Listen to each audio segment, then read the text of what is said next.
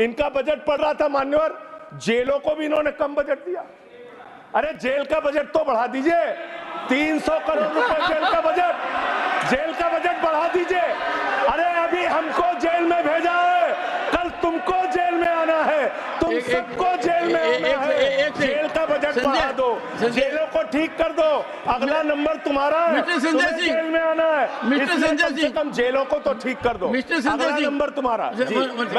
मैं जेल के बजट पे बोल रहा हूँ मानवर, मैं जेल के बजट पे बोल रहा हूँ। 300 करोड़ दिया, इनको जेल में आना है। वन सेकंड सदन के नेताजी से मैं अनुरोध करूंगा कि ये बहुत मार्मिक अपील है जेल का बजट बढ़ाने के लिए, और इस पर आप गौर फरमाइए। धन्यवाद सर, धन्यवाद सर। ठीक है ना, धन्यवाद सर। एक पृष्ठभूमि भी है मान्यवर, इसका ध्यान रखा जाएगा। में इन्होंने न्यायपालिकाओं के लिए जो बजट रखा वो नाकाफी है। 5 करोड़ केसेस पेंडिंग है इस देश के अंदर, और 6 लाख लोगों को पूरे देश में जेलों में रखा गया है, जिसमें करीब 76% अंडर ट्रायल है।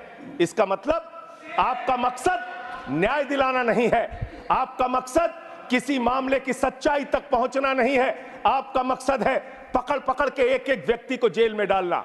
आपने दिल्ली के मुख्यमंत्री को, जिनकी शुगर 36 बार 50 से नीचे जा चुकी है, आपने दिल्ली के मुख्यमंत्री को पकड़ के जेल में डाल दिया। नहीं मानवर, अब इनको बार बार मौका मत दीजिए, मुझे अपनी बात पूरी करने दीजिए। I am not yielding sir, I am not. आपने 2 बार हैबिट बना लिया इन्होंने सर। दिल्ली के मुख्यमंत्री को सर इन्होंने पकड़ के जेल में डाल के रखा, दिल्ली के शिक्षा मंत्री को इन्होंने 2 साल से जेल में रखा, दिल्ली के स्वास्थ्य मंत्री को इन्होंने 2 साल से जेल में रखा। आप एक एक विपक्ष के नेता को पकड़ पकड़ के जेल में डालते हैं। हेमंत सोरेन को मुख्यमंत्री को जेल में आपने रखा, संजय रावत को जेल में रखा, अनिल देशमुख को जेल में रखा, सबको पकड़ पकड़ के आप जेल में रखते हैं। बंगाल के 3 मंत्रियों को आपने पकड़ के जेल में रखा। आपका मकसद ट्रायल कराना नहीं, न्याय दिलाना नहीं, आपका मकसद हम लोगों को पकड़ के जेल में रखना है।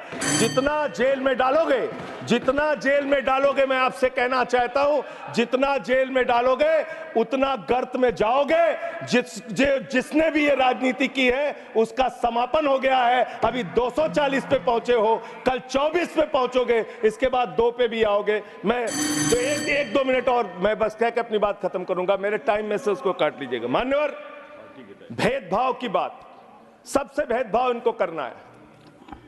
मुसलमानों से भेदभाव, सिखों से भेदभाव, ईसाइयों से भेदभाव, दलितों से भेदभाव, पिछड़ों से भेदभाव, और अब राज्यों से भेदभाव, राज्यों से भी भेदभाव, महिलाओं से भेदभाव, राज्यों से भेदभाव। क्या भेदभाव किया सर इन्होंने?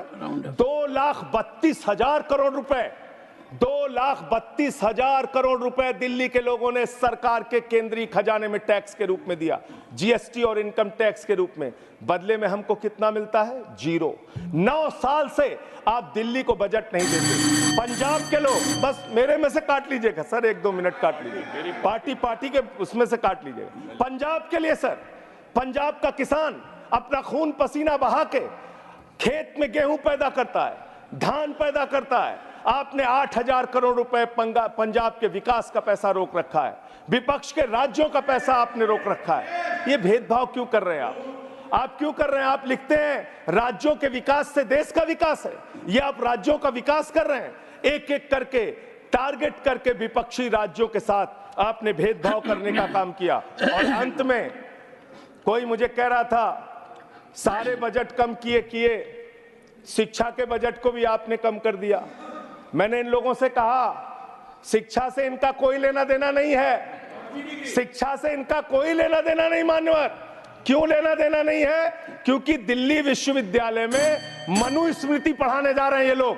मनुस्मृति पढ़ाएंगे कि दलितों के, पिछड़ों के, जिनको आप शूद्र कहते हैं, अगर वो श्लोक सुन लेंगे तो उनके कान में पारा आप कैसे डालेंगे?